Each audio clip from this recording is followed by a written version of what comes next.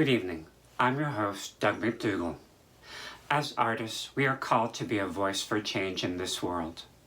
Acclaimed Black author Toni Morrison saw it as a call to action. This is precisely the time when artists go to work. There is no time for despair, no place for self-pity, no need for silence, no room for fear.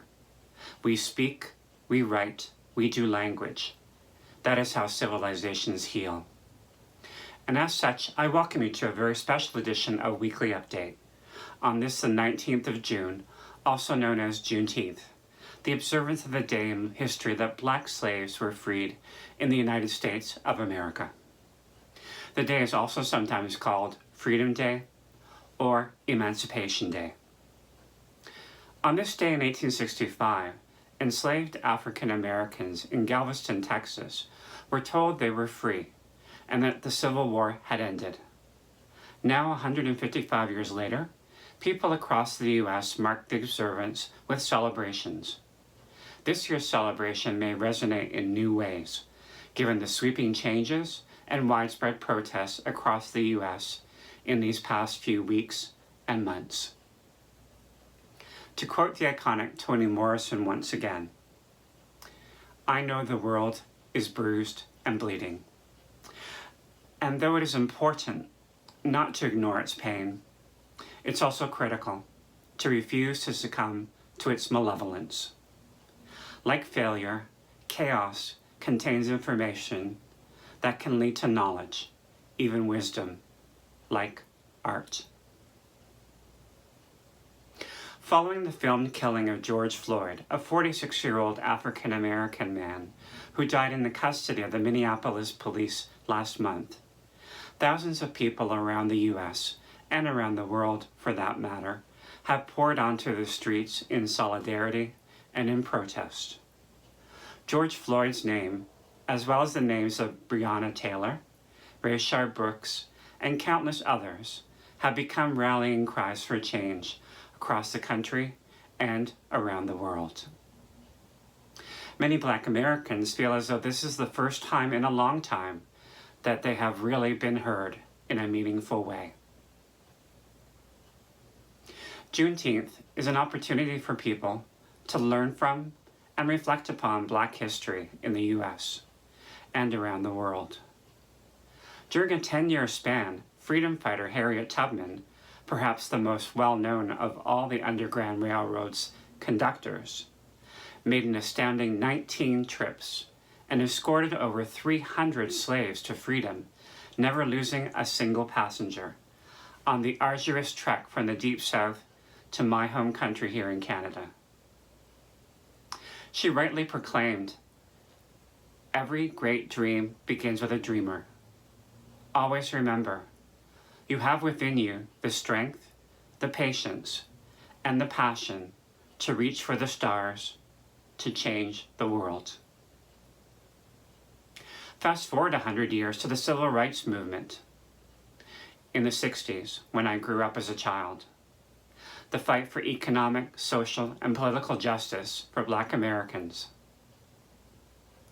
Reverend Dr. Martin Luther King Jr. gave countless Black people a voice and hope for the future in his famous speech delivered at the foot of the Lincoln Memorial in Washington, D.C. on August 28, 1963, in front of 250,000 people on the ground and millions on TV around the globe. In this, the greatest demonstration for freedom in the history of the U.S., he spoke of the struggle in America despite the Emancipation Proclamation, a momentous decree that came as a great beacon light of hope to millions of Black slaves, a joyous daybreak to end the long night of captivity. He went on to describe the current plight of Black Americans dealing with police brutality, segregation, discrimination, and poverty in the midst of a vast ocean of material prosperity. Harkening back to the Constitution and the Declaration of Independence, Dr. King spoke of the promise that all men, yes, Black men as well as white men, would be guaranteed the unalienable rights of life, liberty, and the pursuit of happiness. He said that it was time to make real the promises of democracy, ensuring the riches of freedom and the security of justice for all of God's children. Martin Luther King's dream for the future, deeply rooted in his personal faith and the American dream, was that one day the U.S. would rise up and live out the true meaning of its creed, that all men are created equal. That his 4 little children at home would one day live in a nation where they would not be judged by the color of their skin, but by the content of their character. With this faith, Americans would be able to work together, pray together, struggle together, stand up for freedom together, knowing that we would be free one day, looking forward to the day when all of God's children, black and white, Jews and Gentiles, Protestants and Catholics, would be able to join hands in solidarity as human beings, God's creation. No truer words were spoken when Dr. King also warned that our lives begin to end the day we become silent about things that matter. Harriet Tubman and Dr. Martin Luther King Jr. were the first of many freedom fighters over the years, but many others have lent their voice to speak up and speak out about bullying, discrimination, and racial and social injustice. In 2009, a full 146 years after the Emancipation Declaration, Democrat Barack Obama became the first African-American president of the U.S. During his administration, he challenged Americans to create a new normal, one that is fairer and gives everybody opportunity and treats everyone equally and builds bridges between people instead of walls to divide them. During his presidential campaign, President Obama warned us that change will not come if we wait for some other person or if we wait for some other time. We are the ones we've been waiting for. We are the change that we seek. More recently, voices like former Orlando police chief and current Democratic Congresswoman Representative Val Demings offers a unique perspective in the wake of George Floyd's death. As a former officer of the law, and now as someone who actually writes laws. She spoke eloquently about racism in America when she said, "We see it in police work, but we also see it in corporate America. We see it in education. We see it in housing. We see it in so many places. Racism is still and always has been the ghost in the room in this country we call the greatest country in the world. People need a safe space to share their beliefs, their biases, their fears, if we're ever really going to be able to deal with that." When questioned about police reform, Congresswoman Demings, who could very well be Joe Biden's vice president in the upcoming elections in November, advised that only the brightest and the best men and women should be hired to be in the vocation of law enforcement. Police wear the badge over their hearts as a constant reminder that you've got to be as strong as lions, but also as gentle as doves. That when you enforce the law, you've got to enforce the law with compassion, because they're dealing with human beings, and they all belong to someone, and they're all loved by their families. Some 57 years after Martin Luther King's iconic speech, Washington, D.C. Mayor Muriel Bowser decided to paint in giant yellow block letters a message of solidarity, Black Lives Matter, a massive banner-like project spanning 2 city blocks of the 16th Street, a central access that leads southward straight to the White House, creating an unmistakable visual easily spotted by aerial cameras and virtually everyone within a few blocks. She told reporters outside of St. John's Church next to Lafayette Park that she and DC Council members simply wanted to demonstrate that in America, you can peacefully assemble on American streets, and you can bring grievances to your government, and you can demand change. Significant change has come in waves, and the world is watching America. Police have been charged for their misconduct, and there is talk of defunding and reforming current police jurisdictions across the country. Minneapolis officials have banned the use of chokeholds and strangleholds by police. Democrats in Congress unveiled sweeping legislation targeting misconduct and racial discrimination by the police. Speaking of change, Mahatma Gandhi once described the challenge involved in bringing about sustainable reform when he said, "Be the change you wish to see in the world." Which means not only talking the talk, but more importantly, walking the walk to model change in our world. So if we are fighting against structural and institutional racism and advocating for meaningful, sustainable reform in police practices and the broader criminal justice system, we need to change hearts and minds in today's culture by speaking up and speaking out for injustice, no matter our race or religion. On the playing field, we've seen professional athletes taking the knee during the national anthem, like former San Francisco 49ers quarterback Colin Kaepernick, who did so some 4 years ago as a symbolic gesture of respect, concern, and vulnerability, galvanizing others to work concretely on the problems of police brutality and violence against unarmed Black people and racial bias in the criminal justice system.